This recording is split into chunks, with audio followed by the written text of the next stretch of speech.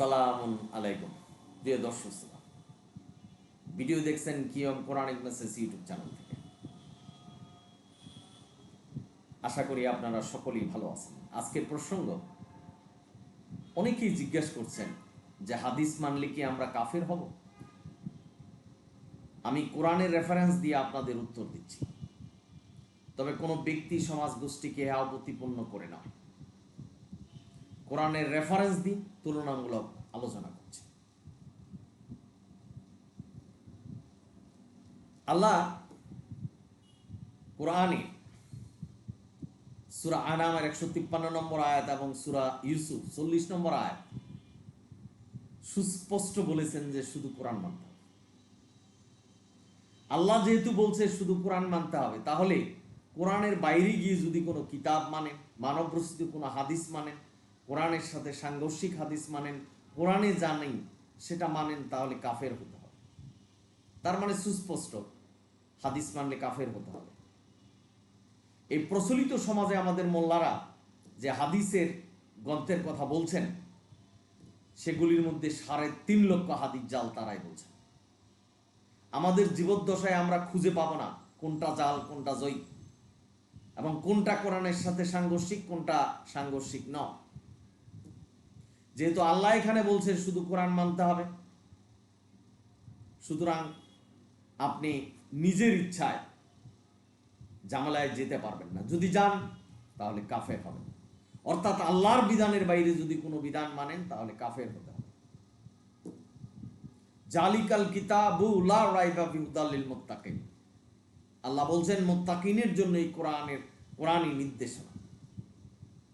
অর্থাৎ আমরা পরীক্ষা দিতে আসছি এই দুনিয়ায়, এই কোরআন হলো নির্দেশনা। বলছেন কোনো সন্দেহ নেই, এটা তোমার রবের কাছ থেকে এসেছে। প্রমাণস্বরূপ আল্লাহ চ্যালেঞ্জ ছুড়ে দিয়েছিলেন যে কোরআনের মতো কোনো আয়াত মানুষ সৃষ্টি করতে পারে কিনা। পারেনি, আজও পারেনি, কারণ কোরআন আল্লাহ সংরক্ষণ করছে। সুতরাং এই কোরআনকেই যদি আল্লাহ নির্দেশনা দিয়ে থাকেন আর আমরা যদি অন্য কোনো নির্দেশনা মানি, তাহলে কাফের হতে হবে, অর্থাৎ মানব রচিত হাদিস মানলে কাফের হতে হবে। বাবা, আপনারা যারা শুনছেন, সূরা আনামের 71 নম্বর আয়াতে নবীকে দিয়ে আল্লাহ বলিয়েছেন, আমি শুধু আল্লাহর ইবাদত করি, আল্লাহ ছাড়া কেউ নেই। তোমরা যার ইবাদত করো সে তোমাদের ক্ষতি কিছুই করতে পারবে না, ভালোও করতে পারবে না, ক্ষতিও করতে পারবে না। আর আমার আল্লাহ, আমি যার ইবাদত করি তার হাতে আমাদের জীবন মরণ। আমাদের সামনে আমাদের আত্মীয় স্বজন প্রিয়জন মৃত্যু হচ্ছে। কোরআন সত্য, ইন্না হাযাল কোরআন সত্য। সুতরাং নবী আল্লাহর হুকুম মেনেছেন, শুধু আল্লাহর হুকুম, শুধু আল্লাহকেই আল্লাহর ইবাদত করেছেন, অর্থাৎ আল্লাহ যে বিধান দিয়েছেন সেই বিধানই অনুসরণ করছেন। সুতরাং আমরা যদি নবীর কাউম হয়ে কারো কথায়, কোনো মোল্লাদের কথায় কোরআনের বাইরে গিয়ে কোনো বিধান মানি, তাহলে কাফের হতে হবে। তার মানে হাদিস মানলে কাফের হবেন। আল্লাহ কোরআনকে হাদিস বলেছেন, এই ঐশী গ্রন্থ বলেছেন, এই কোরআন ব্যতীত যদি অন্য কোনো গ্রন্থের বিধান মানেন যেটা কোরআনের সাথে সাংঘর্ষিক, কাফের হতে হবে। আল্লাহ কোরআনের সূরা মায়েদার 44 নম্বর আয়াতে বলছেন সুনির্দিষ্টভাবে যে কোরআন থেকে যারা বিচার করে না, কোরআন নিয়েই গবেষণা করে না, তারা সুনির্দিষ্ট কাফের। আমার মুখের কথা নাই, কোরআন বলেছে। সুতরাং কোরআন না মানলে কাফের হতে হবে। আজকের সমাজে শুনবেন মোল্লারা বলছেন যে হাদিস না মানলে কাফের হতে হবে, অথচ আল্লাহ বলছেন কোরআন না মানলে কাফের হতে হবে। এখন মোল্লাদের কথা শুনবেন না আল্লাহর কথা শুনবেন, বিবেচনাটা আপনাদের। সুতরাং এখানে সূরা মায়েদার 44 নম্বর আয়াত অনুসারে কোরআন না মেনে যদি আমরা অন্য কিছু মানি, সেটা যতই সুন্দর হোক বা সুন্দর বিধানই হোক, আমাদের কাফের হতে হবে। আমরা যদিও মনে করি যেটা তো আমরা আল্লাহর কাজই করছি, হবে না। কারণ সূরা তওবার 36-37 নম্বর আয়াতে আল্লাহ বলছেন, আমার বিধান সুপ্রতিষ্ঠিত, সুনির্ধারিত। আল্লাহ যেটা নির্ধারণ করেছেন সেটাই মানতে হবে, আমাদের ক্ষমতা নেই বাড়ানো বা কমানো। সূরা ইউনূস 59 নম্বর আয়াতে আল্লাহ বলছেন, আমি যা হারাম করেছি সেটাকে হালাল যেটা হালাল করেছি সেটাকে হারাম করার ক্ষমতা কোনো নবী রাসূলের নেই কারণে। সুতরাং আমরা যদি মনে করি যে নবী রাসূল হুকুম দিয়ে গেছেন কোরআনের মতো করে, আর সেটা হলো নবীর সুন্নাত, সেটা হলো বুখারী শরীফ, মুসলিম শরীফ, সেই জাতীয় হাদিস যদি আমরা মানি, তাহলে কাফের হব। আল্লাহ সূরা আনামের 50 নম্বর আয়াতে বলছেন, নবীকে দিয়ে বলিয়েছেন যে নবী বলছেন আমার কাছে আল্লাহর ভান্ডার নেই, আমি কোনো ফেরেশতাও নই, আমি গায়েব জানি না, আল্লাহ যতটুকু জানায় অতটুকুই আমি জানি। আয়াতগুলি পড়বেন, এবং আমার কাছে যা ওহী করা হয় সেটাই আমি অনুসরণ করি। তো নবী যেহেতু বলে গেছেন, নবীকে যদি অনুসরণ করেন তাহলে নবীর এই কথা বিশ্বাস করতে হবে। আল্লাহ যে নবীকে দিয়ে বলিয়েছেন এটা বিশ্বাস করতে হবে। এটাকে উপেক্ষা করি, আল্লাহর এই আয়াতকে উপেক্ষা করে যদি আপনি মানব রচিত কোনো বিধান মানেন, কোরআনের সাথে সাংঘর্ষিক বিধান মানেন, তাহলে কাফের হতে হবে। আল্লাহ এ কথাই আমাদের জানিয়েছে। সূরা আনামের 48 নম্বর আয়াতে আল্লাহ বলছেন আমি নবী রাসূলদেরকে পাঠিয়েছি কি কারণ? তারা সুসংবাদ দাতা এবং সতর্ককারী। অর্থাৎ আমার বিধান নিয়ে, অর্থাৎ আমি যা তাদের উপর ওহী করেছি সেগুলি দিয়েই তোমাদেরকে সতর্ক করে, এবং সেই নবী রাসূলদেরকে অনুসরণ করতে হবে। কেন করতে হবে? আপনার মনে যদি প্রশ্ন জাগে যে নবী রাসূলরা কি কোরআনই শুধু প্রচার করেছেন না তাদের নিজস্ব বিধানও প্রচার করেছেন? না, শুধু কোরআন প্রচার করেছেন। কারণ সূরা হাক্কা 44 থেকে 47 নম্বর আয়াত যখন পড়বেন, তখন আল্লাহ নবীকে শাসিয়েছেন, বলছেন তুমি যদি কোরআনের বাইরে চলে যাও বা কোরআনের বাইরে কোনো বিধান লিখো তাহলে তোমার জীবন দমনি কেটে ফেলা হবে। আল্লাহ বলছেন নবী। সুতরাং এই পৃথিবীতে নবী ছিলেন, তার স্বাভাবিক মৃত্যু হয়েছে, তার জীবন দমনি কেটে ফেলা হয়নি। সুতরাং এতে করে সুস্পষ্ট প্রমাণ নবী শুধু কোরআনই মেনেছেন। এখন নবীর অনুসারী যদি আমরা হই তাহলে শুধু কোরআনই মানতে হবে। এই কোরআনের পরিবর্তে যদি আমরা অন্য কিছু মানি বা কোরআনের সাথে যদি অন্য কোনো বিধান মানি যেটা কোরআনের সাথে সাংঘর্ষিক বা কোরআনের নাই এমন বিধান মানি, তাহলে আমরা কাফের হতে হবে। অর্থাৎ কোরআন ব্যতীত আর যত গ্রন্থ আছে এই গ্রন্থের বিধান যদি আমরা মানি তাহলে কাফের হতে হবে। ভাই বোনেরা, আপনারা যারা শুনছেন, সুতরাং আল্লাহ সূরা হজের 71 নম্বর আয়াতে বলছেন কোরআনে যার সনদ নেই, যার দলিল নেই, সেটা তোমরা অনুসরণ করতে পারবে না। এখন বলুন, কোরআনে যেটা নেই সেটা হাদিস আপনাদের বর্ণনা করছে, হাদিস বলছে এটা মানতে হবে কোরআনের মতো করে, সেটা কি করে মানবেন? কারণ কোরআন বলছে যার সনদ নেই, যার দলিল নেই। সনদ হলো সার্টিফিকেট, আল্লাহ যেটা কোরআনে বর্ণনা করেনি, আর যেটা দলিল হতো যেটা কোরআনে নেই, সেটা যদি আমরা মানি তাহলে আমাদের কাফের হতে হবে। তার মানে মানব রচিত হাদিস মানলে কাফের হতে হবে। এই বুখারী শরীফ, মুসলিম শরীফ আরো যত শরীফ আছে এগুলি আল্লাহর কাছ থেকে এসেছে, এই ধরনের নির্দেশনা কোরআন দেয়নি বা কোনো আয়াত নেই। হাদিস মানতে হবে এই ধরনের কোনো আয়াত নেই। অথচ আমাদের মোল্লারা আতিউল্লাহ, আতিউর রাসূল এবং সূরা আসরের 7 নম্বর আয়াতকে পুঁজি করে বলছেন যে হাদিসও মানতে হবে। অথচ এই আয়াত দুটা যদি আপনি পড়েন, যে আয়াত আতিউল্লাহ ওয়া আতিউর রাসূল, অর্থাৎ নবীকেও মানতে হবে, আল্লাহকে মানতে হবে, নবীকেও মানতে হবে, দুইটা পার্থক্য করছেন। অর্থাৎ আল্লাহর কথাই নবী মেনেছেন, আল্লাহর কোরআনই নবী মেনেছেন। সুতরাং আল্লাহ আমাদের সাথে সরাসরি কথা বলেনি, নবী যেটা বলেছেন সেটাই আল্লাহর কথা। নবী কোনো আল্লাহর বিধানের বিপরীতে কোনো বিধান রচনা করেন। অথচ আজকের সমাজে বলছেন যে নবী হুকুমদাতা, অর্থাৎ বুখারী শরীফ, মুসলিম শরীফ এগুলো নবীর সুন্নত, এটা কোরআনের মতো করে মানতে হবে, না মানলে কাফের। এই কথা যদি কেউ বিশ্বাস করেন তাহলে কাফের হতে হবে। সুতরাং এখান থেকে সুস্পষ্ট প্রমাণ যে হাদিস মানলে কাফের হয়ে যেতে হবে।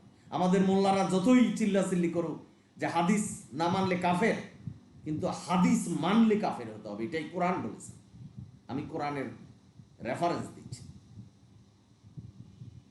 আল্লাহ সূরা আনামের 38 নম্বর আয়াতে বলছে আমি কোনো কিছুকে বাদ দিই। কোরআনে যা তোমাদের জন্য কল্যাণ, যার রহমত, সব কিছু কোরআনে বর্ণনা করেছে। আল্লাহর এই কথাকে উপেক্ষা করে যদি আল্লাহর কোরআনকে অপূর্ণাঙ্গ মনে করেন এবং মানব রচিত হাদিসের দিকে যান, সেটাকে অনুসরণ করেন, নামাজ রোজা হজ যাকাত যা কিছু আছে সেটা কোরআন ভিত্তিক না হয়ে যদি মানব রচিত হাদিসের মোতাবেক হয়, তাহলে সেটা গ্রহণযোগ্য হবে না, আপনি কাফের হবেন। কারণ আল্লাহ যে বিধান দিয়েছেন সেটা না মেনে মানব রচিত বিধান মানছেন। আল্লাহ বলছেন আল্লাহর বিধান সুপ্রতিষ্ঠিত সুনির্ধারিত। আল্লাহ যদি এই কথা না বলতেন তাহলে আপনি চিন্তা ভাবনা করতে পারতেন, কিন্তু আল্লাহ বর্ণনা করেছেন আল্লাহর বিধান সুপ্রতিষ্ঠিত সুনির্ধারিত, নির্ধারণ করে দিয়েছে, এটার পরিবর্তন করা যাবে না। সুতরাং কোরআনে সবকিছু আছে। কেউ যদি মনে করেন যে নামাজের বর্ণনা কোরআনে নেই, কাফের হতে হবে। হাদিস বলছে নামাজের বর্ণনা দিছে, কেউ বলে যে কোরআনে নেই, মোল্লারা বলছেন হাদিসে যেতে হবে, এই কথা বিশ্বাস করলে কাফের হতে হবে। কারণ মানব রচিত কোনো বিধান মানাই কাফের। একটা কথা চিন্তা করুন, 3.5 লক্ষ হাদিস যা কোথায় আছে? বুখারী শরীফ, মুসলিম শরীফের মধ্যেই আছে। যারা হাদিস মানছেন তারাই বলছেন। তা আপনি আপনার জীবদ্দশায় কোনটা জাল, কোনটা জয়ীফ, কোনটা সত্য, কোনটা মিথ্যা, এবং কোনটা কোরআনের সাথে সাংঘর্ষিক আর কোনটা সাংঘর্ষিক নয়, এটা বাছাই করতে পারবেন আপনার জীবদ্দশায়? আল্লাহ বলছেন সূরা কাফের 27 নম্বর আয়াতে, কোরআনের একটা অক্ষর পরিবর্তন করা যাবে না। আপনি যদি আপনার জীবনে কোরআনের বাইরে গিয়ে কোনো বিধান মানতে, যে কোরআনের সাথে সাংঘর্ষিক কোনো বিধান মেনে যান, একটা বিধান মানার জন্যই জাহান্নাম আপনার জন্য বরাদ্দ হবে। কারণ আল্লাহর বিধান সুপ্রতিষ্ঠিত সুনির্ধারিত। আপনার কাছে যত সুন্দরই মনে হবে যে এটা আল্লাহর কাজই তো করছি, কিন্তু করতে পারবেন না, কারণ আল্লাহ সুনির্দিষ্ট করেছেন বিধানকে। নবী রাসূলকে কোনো ক্ষমতা দেয়নি যে তোমরা এটার পরিবর্তন করতে পারো। এই মিলিয়ন বছর যদি দুনিয়া বেঁচে থাকে, ট্রিলিয়ন বছর বেঁচে থাকে, এই কোরআন নিয়ে গবেষণা করতে হবে, কোরআনের বিধানই মানতে হবে, আমরা যত মডার্ন হয়ে যাই। সুতরাং আজকের সমাজে মডার্ন মোল্লারা আছেন, মডার্ন ভাবে ওয়াজ করছেন, আর যারা এই মডার্ন ভাবে তাদেরকে অনুসরণ করছেন বা আয়াত মেনে নিচ্ছেন, বা তারা যা ভুল প্রচার করছেন যে হাদিসও মানতে হবে কোরআনের মতো করে, এটা যদি অনুসরণ করেন তাহলে পথভ্রষ্ট হবেন এবং কাফের হবেন। বাংলারা, সুতরাং QM Quranic message YouTube channel থেকে আজকে আপনাদের মেসেজ দিচ্ছি যে শুধু কোরআনই মানতে হবে। কোরআনের বাইরে যদি কোনো কিছু মানেন কাফের হবেন। কোরআন দ্বারা প্রমাণিত, কোরআনের আয়াতে আল্লাহ বলে দিয়েছেন। সুতরাং আপনারা যদি মনে করেন যে আল্লাহ আছে, আল্লাহ এই কোরআনের বিধান দিয়েছেন, তাহলে আজকের এই লেকচার আপনাদেরকে মানতে হবে। আর আপনারা যদি মনে করেন যে হাদিসের কথা আল্লাহ বলছেন, তাহলে আমাকে জানাবেন। কারণ এই হাদিস যদি ওহী হতো আল্লাহর কাছ থেকে, নবী যখন প্রথম কোরআন প্রচার করেছেন এই হাদিস প্রচার করতেন। কিতাবুন নবী নামে নবীর সিগনেচার কৃত হয়ে নবী সিগনেচার দিয়ে আমাদের কাছে পাঠাতেন যে আল্লাহ এইটাও কোরআনের বাইরে আমার কাছে ওহী করেছে, সেটাও তুমি মানো। নবীর এই ধরনের কোনো কথা নেই। বরং প্রথম যখন নবী বলছেন কোরআনই রচনা করো, আমার কোনো কথা তোমরা লিখো না, যাতে কোরআনের সাথে মিশ্রণ হয়ে যায়। সূরা বাকারার 42 নম্বর আয়াতে আল্লাহ বলছেন সত্যকে মিথ্যার সাথে মিশ্রিত করা যাবে না। কোরআনকে আল্লাহ বলছেন ইন্না আয়াজাল কোরআন, কোরআনই সত্য। আল্লাহ বলছেন কুতিলাল খাররাসুন, অনুমান ভিত্তিক কোনো ইবাদত করা যাবে না, তাহলে ধ্বংস হতে হবে। কোরআনে জান নেই, অনুমান করে যদি কোনো ইবাদত করে, হাদিসের মাধ্যমে যদি কোনো ইবাদত করে যেটা কোরআনে নেই, তাহলে কাফের হতে হবে। সুতরাং ভাই বোনেরা যারা শুনছেন, কোরআনে আছে কিনা, কোরআনে দলিল বা সনদ আছে কিনা, এটা আল্লাহ অনুমোদন দিয়েছে কিনা বা অর্ডার দিয়েছেন কিনা আমাদের মানতে হবে। এটা দেখে ইবাদত করতে হবে। আল্লাহ কোরআনকে পূর্ণাঙ্গ করেছেন। যদি কোনো মোল্লারা বলে যে কোরআনে নামাজ নেই, সেই কথাকে উপেক্ষা করতে হবে, বাতিল বলে গ্রহণ করতে হবে। কারণ আল্লাহ বলছেন কোরআনে আমি কোনো কিছুকে বাদ দেইনি। আল্লাহর এই কথাটার দাম দিতে হবে। আল্লাহকে যদি সম্মান না করেন, আল্লাহর আয়াতকে যদি সম্মান না করেন, উপেক্ষা করেন, তাহলে কাফের হতে হবে। সুতরাং মানব রচিত কোনো হাদিস মানলে আপনি কাফের, কোরআনের সাথে সাংঘর্ষিক কোনো হাদিস মানলে কাফের।